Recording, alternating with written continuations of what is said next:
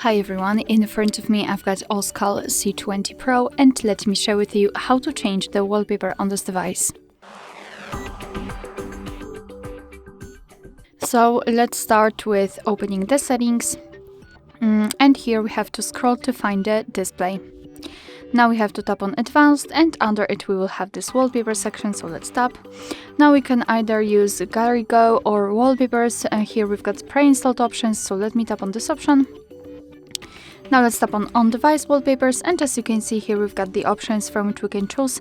Right here we can check the preview of the wallpaper. Simply tap on the specific one to check it on the full screen, and then tap on the stick icon in the right lower corner. Now you can decide where you want to set it, so as a home screen, lock screen, or both, and I will choose both options, so let me tap on it. Now we can go back, and as you can see the wallpaper has been applied successfully.